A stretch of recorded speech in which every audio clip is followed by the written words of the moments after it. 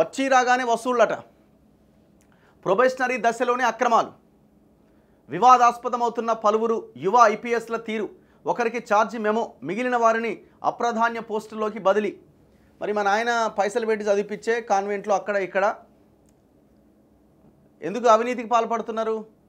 నేను పెద్ద ఎత్తున డబ్బులు ఖర్చు పెట్టి చదివితిని, మరి ఎట్లా మరి అది సంపాదించుకోవాలి కదా, అవినీతికి తెగబడుతున్నారు.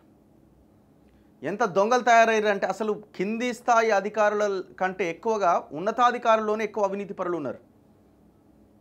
కోట్లాది, ఇప్పుడు మీరు చూడండి, తెలంగాణలో ఉన్న ఐఏఎస్ ఐపీఎస్ ఆస్తుల మీద ఫోకస్ చేస్తే, వాళ్ళ ఆస్తుల లెక్క బయటికి తీస్తే వాళ్ళ బినామీల పేరుతో ఉన్న ఆస్తులు కొన్ని వేల కోట్ల ఆస్తులు ఉంటాయి ఓన్లీ ఇన్ తెలంగాణ. ఇప్పుడు ఐఏఎస్ల ఆస్తులు లెక్క పెట్టండి, ఒక అమయ్ కుమార్ది, ఒక నవీన్ మిట్టల్ది, ఒక రజత్ కుమార్ది, ఒక సోమేష్ కుమార్ది, ఒక సుల్తానియాది, ఒక జయేష్ రంజన్ది, ఇట్లాంటి వాళ్ళ ఆస్తుల లెక్కలు తీసి మార్కెట్లో పెట్టండి, బహిరంగపరచండి. కొన్ని వేల కోట్ల ఆస్తులు. ఒక్క అమయ్ కుమార్ లాంటి వాడి ఆస్తులు దాదాపు 1000 కోట్లు దాటి ఉంటాడు. 1000 crores, 1000 CR. నవీన్ మిట్టల్ ఆస్తులు లెక్కే లేదు. ఐపీఎస్లు కూడా ఉన్నారు అట్లా, చాలామంది ఐపీఎస్లు. ఎన్నికల సమయంలో హైదరాబాద్లోని కీలక విభాగానికి బదిలీపై వచ్చిన ఒక ఐపీఎస్ భారీగా వసూలు మొదలుపెట్టినట. ఎక్కడ పనిచేసినా విల్లాల ధరల గురించి ఆరా తీస్తూ ఉండడంతో ఆమెను కింది స్థాయి సిబ్బంది విల్లారాణిగా పిలుస్తారట. మరి ఎవరు ఈ విల్లారాణి? ఆమె పైన ఆరోపణల నేపథ్యంలో హైదరాబాద్లోని కీలక స్థానం నుంచి మరో ప్రాంతానికి బదిలీ చేశారు. అక్కడ కూడా తీరు మారకపోవడంతో చర్యలు తీసుకునేందుకు ప్రభుత్వం సన్నద్ధమవుతోందట. మరి ఎవరి విల్లారాణి? ఐపీఎస్, దట్టు ఆమె లేడీ. అవినీతితో బోని. ఎన్నికల సమయంలో మల్టీ జోన్ 2లో ఒక జిల్లా ఎస్పీగా నియమితులైన యువ ఐపీఎస్ ఎన్నికల కోసం ప్రభుత్వం మంజూరు చేసిన నిధులన్నీ ఖర్చు పెట్టినట్లు చూపడం ద్వారా అవినీతికి బోని చేసిండట. ఆ తర్వాత ఖర్చుల కోసం కింది స్థాయి సిబ్బంది పైన ఒత్తిడి తెచ్చిండట. దీంతో ఆయన్ని ప్రభుత్వం ఒక అప్రధాన్య పోస్టుకు బదిలీ చేసింది. అంతకుముందు సైదాబాద్లో పనిచేసినప్పుడు కూడా ఆ ఐపీఎస్ ఇలాగే వసూలు చేసేవారని విచారణలో వెల్లడైంది. ఐపీఎస్ అఖిల భారత స్థాయిలో అత్యున్నత సర్వీస్. శాంతి భద్రతల పరిరక్షణతో పాటు చట్టాల అమలులో వీరిది కీలక పాత్ర. రాష్ట్రంలో అలాంటి ఉన్నత స్థానంలో ఉన్న ఐపీఎస్లలో కొందరి తీరు వివాదాస్పదంగా మారింది. ముఖ్యంగా కొత్త సర్వీసుల్లో చేరిన కొందరు యువ ఐపీఎస్లు వసూళ్ల కోసం అడ్డదారులు తొక్కడంతో ముక్కున వేలేసుకునేలా చేస్తోంది. ఈ క్రమంలో విధుల్లో చేరకముందే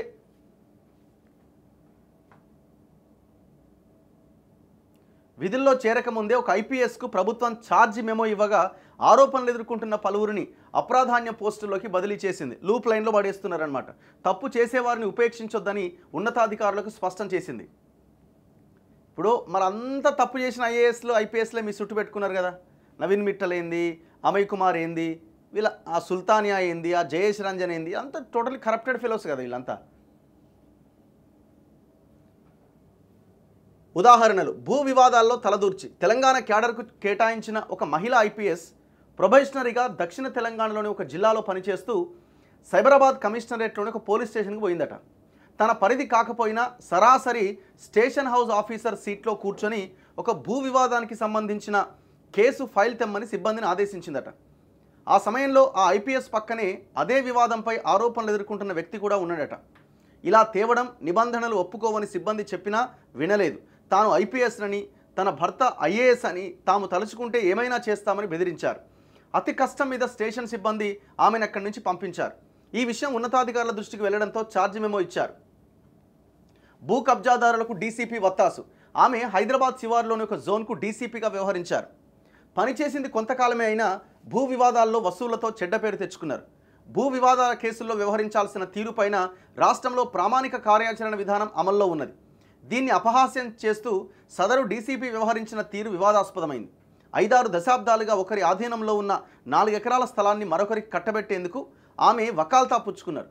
బాధితులను భయపెట్టేందుకు ఐపీసీ 436, 468 సెక్షన్లతో కేసులు కూడా నమోదు చేయించారు. అంటే అన్ని ఫేక్ కేసులు పెట్టారు. ఎవరి మీద? బాధితుల మీదనే. తహసీల్దార్ కార్యాలయానికి వెళ్ళి రికార్డులు తీసుకున్నారు. ఆ స్థలం బాధితుందే అని రెవెన్యూ అధికారులు నివేదిక ఇస్తే రెవెన్యూ అధికారుల మీద కూడా మండిపడ్డదట. బాధితుడి స్థలం చుట్టూ ప్రహరీ, లోపల షెడ్లు, ప్లాంట్తో పాటు పశువులు ఉన్న ఖాళీ చేయించేందుకు శత విధాలా ప్రయత్నించారు. మరో కేసులో అదే ఠాణా పరిధిలో ఏళ్ల తరబడి షెడ్లు వేసుకుని గణేష్ విగ్రహాలు తయారు చేసుకుంటున్న బాధితుల్ని ఖాళీ చేయించే ప్రయత్నం చేశారు.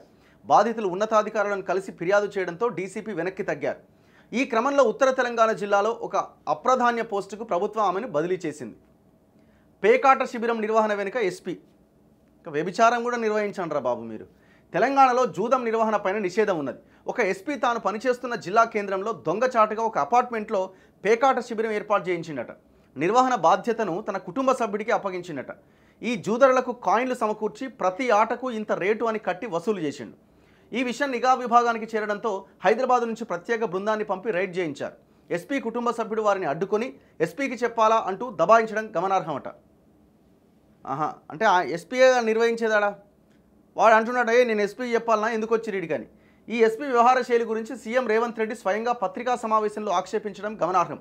ఎక్కడ పనిచేసినా కార్యాలయం మొహం చూడకుండా ఇంటికే పరిమితమయ్యే ఆమెను ఒక అప్రధాన్య పోస్టుకు బదిలీ చేశారట. లేడీ ఆమె, సిగ్గుపోతుంది. ఇట్లా తయారయ్యారు ఐఏఎస్ ఐపీఎస్లు,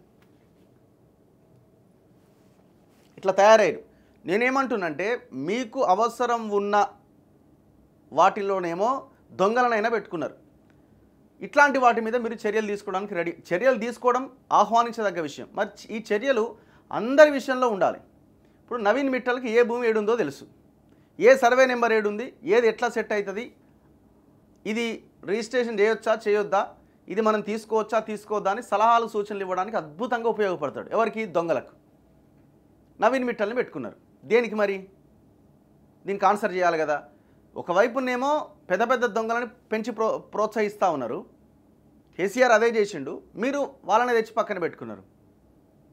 ఇంకొక వైపున ఇట్లాంటి వాళ్ళ మీద చర్యలు అంటున్నారు. మరి ఎట్లా? ఈ చర్యలు బాగున్నాయి, కానీ అందరి విషయంలో ఇలాగే ఉండాలి కదా. అది ఎందుకు కనబడట్లేదు? మళ్ళీ దీంట్లో కేసీఆర్ అప్పుడు అట్లుండే ఇట్లు. మీరు కేసీఆర్తో కంపేర్ చేయకండి. ఆయనని ఎవరితో కంపేర్ చేయలేం. మీరేం చేస్తారో చెప్పండి. ఎందుకంటే ప్రజలు మార్పు కోసం మీకు అధికారం ఇచ్చారు కాబట్టి మీరేం చేస్తారో, మీరు ఎంత గొప్ప మార్పు ప్రజలకు చూపిస్తారో చూపించండి.